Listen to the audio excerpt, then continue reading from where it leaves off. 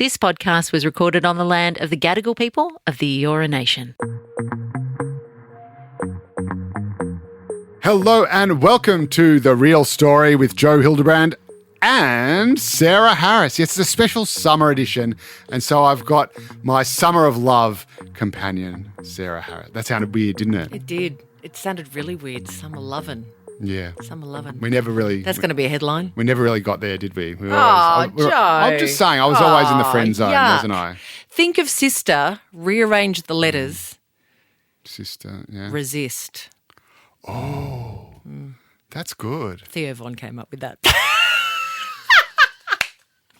you know That what should being be a on hashtag. Do you know what being on your podcast is like? What's it like? It's like being on a less fun Joe Rogan. Like being on a less long Joe Rogan. Yeah. See, this is the thing, isn't it? This is the other thing. We were talking about Donald Trump last week, and everyone's like, oh, and he's going on Joe Rogan, and Joe Rogan's like Hitler. Did you listen to that episode? No, of course not. I don't have that. I'm 48 years old. I don't have 3 hours to spare. Don't you I'm have going to die any day now. It's summer. We're here to have some fun. We are, well, and I think perhaps, dare I say it, we are just trying to seek some relief from the cost of living crisis. Cos he lives. Cos he lives. It's still biting. Macquarie Dictionary Word of the Year 2022? Three. Yeah. There you go. Yeah, cos he lives. It wasn't supposed to get better It around was supposed now. to get better, yeah. Shouldn't we have been looking at an interest rate cut by now? Things Yes, just seem yes, to be we getting should have. worse and worse. I mean, Around the time the voice referendum failed, it was supposed to be getting better. yeah. Just a coincidence, I'm sure. But Yeah. yes, I mean, look, you and I, we've known poverty in our childhoods. Yes. We don't pretend to claim that we are anywhere near that these days. I mean, we've been lucky enough to end up in an industry where we have. But those kind of memories of living hand to mouth have probably propelled us to where we are now. I think it makes me more anxious, though. I don't Totally. think it helps me. Agreed, because you kind of I don't know think, what the I've other made it. side It's feels like. Oh, no, this could all disappear. I think you actually said to me once, you're only ever one bad decision away Yes. from being homeless. And I feel anxious now. I can't imagine what it would be like to have, a bunch of kids, living and living kind of on the breadline like that. I was never worried about money. desperation. I was never worried about money until I had kids. Like I would literally be, run out of money. I'd borrow some off Darren, always Darren. He had money to lend? Yeah. Really? But he always had to Bet pay it he'd back, make though. you pay it back. He made you would. pay it back. He'd always make But you yes, pay it was. Do you know? Did you see Narcos 2? The the Narcos series, right? Yeah. And there was. Oh, you've decided to call it Narcos after 8 years of calling it Narcos. I thought it was pronounced the same way as Yeah. nachos. No. Because even that's not nachos, that's nachos. Yeah, exactly. So it's narcos. When people say pasta. Ugh. Yeah. Or pizza. That's what my grandma used to. She said, I'll have some pizza. Anyway, we're getting Then we'll go and see a film. We are getting distracted. But so in Narcos 2, you've got Diego Luna playing this drug boss, right? And it's really horrible, right? He makes him a really sympathetic character, and then he tortures this DEA agent horribly, and it's just awful. And Michael Pena played brilliant, but it's horrible to watch. And a spoiler alert, just turn it off if you haven't seen it yet and go and see it, and then come back. Okay, you're back? Right, yeah, I told you it was harrowing, isn't it? So he pulls him out of being tortured to give him one brief moment of respite before he kills him. And he gives him a cigarette. He says, you want a cigarette? And Diego Luna then takes a cigarette for himself. And he says, I need them for the stress. I need them to help I smoke to relieve the stress. He goes, before I was rich, I slept like a baby.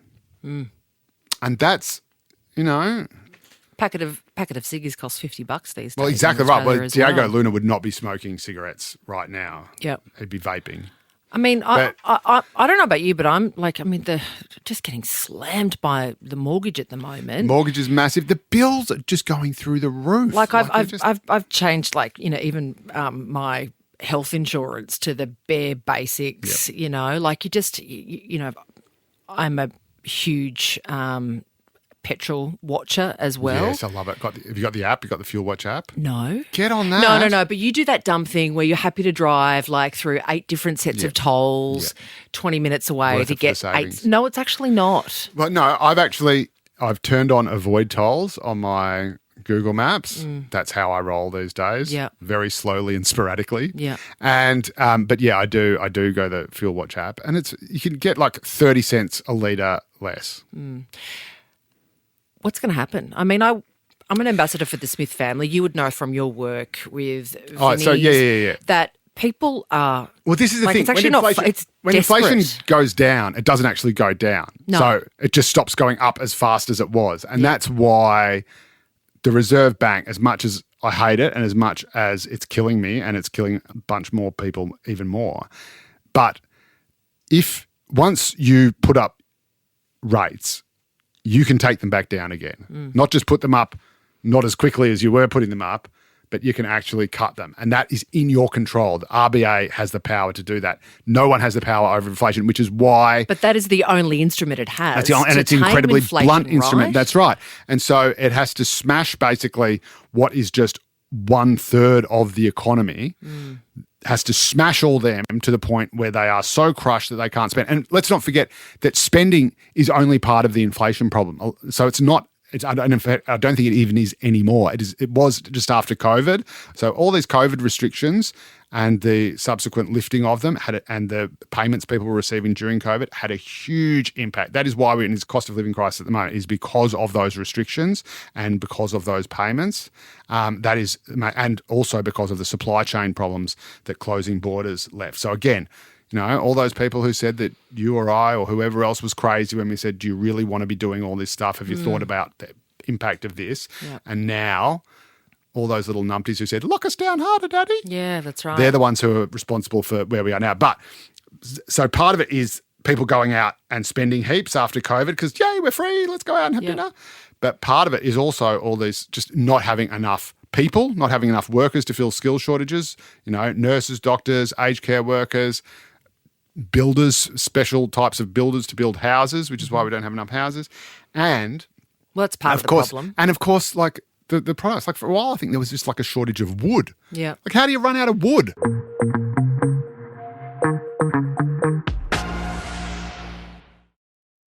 In that kind of vein of the housing crisis, I mean, there are some practical things that surely the federal government could do in order to free up some stock. Yep. Some of it would be, I think Airbnb has been an absolute disaster for the availability of rentals. I mean, there are some areas where you stand outside an apartment complex and every single place in the building has been rented out on Airbnb. Yeah. And then, But there are so many empty houses sitting around for land banking, and you just think, how is that even allowed? How can a home sit there with no one in it? So there's really weird things going on, right? And a lot of the solutions that you instinctively think that would fix it actually don't. So one I mentioned is migration, right? People say, well, just stop people coming in. It's like, but we need people to come in to build the houses. Because we can't build. But you shouldn't be able to leave an empty house sitting on the street. Absolutely shouldn't be able to leave an empty house sitting on the street. The problem with the Airbnb stuff is that with Airbnb, there's basically just two types of properties that are popular on Airbnb, and that's either properties in nice tourist, beachside or, tree change locations, like scenic locations, nice places, and sort of inner city places that are close to all the cool stuff, right? And so they're not necessarily the kind of rental housing that we need. And so what a lot of people are saying, well, hang on a minute, there's not a rental crisis on the Mornington Peninsula where the Andrews government or the Allen government now is slapping all these use it or lose it taxes on Airbnb. So you're not actually fixing the crisis where the crisis exists. Now, I'm not going to pick apart the numbers. Maybe in Rosebud and Sorrento, there is a housing crisis. But and so I think that is part of the problem. And the other part of it, and this is really weird, anecdotally, but my sister-in-law is struggling to rent her flat and is having to keep dropping the price. I'm like, there's a rental crisis going on. There's a rental shortage in Canterbury. So an awesome part of Sydney. And again, it is one of those perfect places. So it is traditionally working class, just starting to gentrify, right near transport. It's getting a metro. It's already got the existing rail line, but we'll soon get the metro. Like it's, this is a boom, it's got new shopping centre, new apartments going up everywhere, right? And she right now is struggling to even rent it out. And that's because the rental crisis, and this is what some people think anyway, the rental crisis has got so bad that people have stopped looking. And you see this with unemployment crisis as well, where the unemployment rate drops and you think, oh, that's because it's getting better. And it's actually because it's getting worse because people have just given up on looking for work. So the number of people looking for work goes down, which makes it look like the unemployment rate is going down. And I think a lot of people think, well, kids, millennials, whoever it is, just sort of given up, which is another weird phenomenon, which means they're staying with their parents for longer, which is what my sister-in-law is doing, incidentally. We're in a per capita recession now, Yes. aren't we? Yes. Right. Yes. So, and that means, for anyone who doesn't know, that the economy is growing, but it's not growing at the same rate as the population is growing. So the population is growing slightly more than the economy is growing, which means that per person there is less money to go around. so Continue. you ask anyone out there and it feels pretty Grim, shitty, yeah. right? It feels extremely grim out there. It was interesting. Last year I was listening to one of your podcasts with a Labor strategist, and he was sort of saying, look, I think what Australians forget is that, we are, we've got a great standard of living and it's not as bad as you think it is. Yes. There's Eamon, saying he goes to all these other countries and it's sure, we're like relatively well off. People don't feel relatively well off. Yeah, and you're right. And I thought that too when Eamon said it, and he very quickly said, "Look, but people have become accustomed to a certain standard of living, and you take that away from them, and you will suffer for it if you're a government. If people go backwards, it doesn't matter if they're going from a 10 to a 9 or a 2 to a 1. If they are going backwards, they will not like you as a government, and they will likely not vote for you." And I think, Do you think Anthony Albanese can survive this? I think if we are lucky enough to get a rate cut in February, They're now saying September. I'm aware of that, and this February, May, September, and again, it was going to be February for a while, and then we got good unemployment figures, good jobs figures, and so suddenly that pushes a rate cut further away. So this weird, horrible, situation where the better the economy does, the worse it is for mortgage holders because we're less likely to get a rate cut. But I think that would help. I think obviously they will roll out and have been starting to roll out a whole bunch of kind of goodies ahead of the election. Like we saw, just before Christmas, the childcare stuff got extended. But and is that just going to prolong the pain? Like with the electricity rebate, right? It kind of tricks the numbers a little bit. I think as long as it prolongs the pain, or not prolongs the pain, but as long as it pushes back the pain until after the election, I don't think they'll care. I don't think they're going to do anything that's going to... So it's not really about a soft landing, it's just about getting re-elected. That's the RBA. Well, the RBA's job is to deliver the soft landing, but I think a Labor government, more so than a Liberal government, will say, well, look, we're not going to die in a ditch over economic theory if that means that people are going to fall through the cracks in the meantime. And I dare say they're also going to not die in a ditch if that means we lose the election in the meantime. And so I think that's what you're seeing with, for example, the childcare stuff. Like it's kind of less targeted. It's basically just saying, you know what, we're just going to cut all the paperwork and everyone's going to get these 3 days. Now that is not necessarily a cost of living relief strategy that targets the poorest people. That is actually saying, you know what, here's a bit of something for everybody. So that's... but I certainly don't think it's irrecoverable, but I think that certainly I love the line, John Howard, who is remembered as, a fine, one of the greatest prime ministers, second longest serving prime minister in Australian history. And it was said of him that he made every mistake in the book, but he only ever made it once. And so he learned from his mistakes. And his first term was very, very shaky. He lost the popular vote the next time he went up there, but still just scraped in thanks to a couple of marginals. And so I think if Albanese has made mistakes, but I haven't yet seen him make the same mistake in the same area in the same way twice. Once he does that, I'll be very, very worried. But at the moment, he seems to be sort of learning gradually, perhaps not fast enough for some Well, it's a people. bit hard to buy a second $4.2 million beach house, isn't it? It's not a beach house, it's a clifftop house. I mean, he's not Malcolm Turnbull. No, he's Mr. Seaside Mansion, not Mr. Harbourside Mansion. Yeah, look, But yes, again, and those kind of optics, I think, are what you learn very quickly as leader and as prime minister, where something as a sort of run-of-the-mill politician or even a minister, you do that, no one really sort of raises much of an eyebrow. I mean, Penny Wong bought a similar house in Adelaide and everyone went, oh, yeah, okay, yeah, but whatever. but he's, I mean, But- when he was elected, and I remember but he was the the figurehead, that's speech right. he gave I know, when he was elected. I voted for him. Yeah. I cried when he said, you know, I'm a kid who grew up in housing commission with a single mum, and now look at me, I'm the prime minister. Like, I was like, It was beautiful. it was.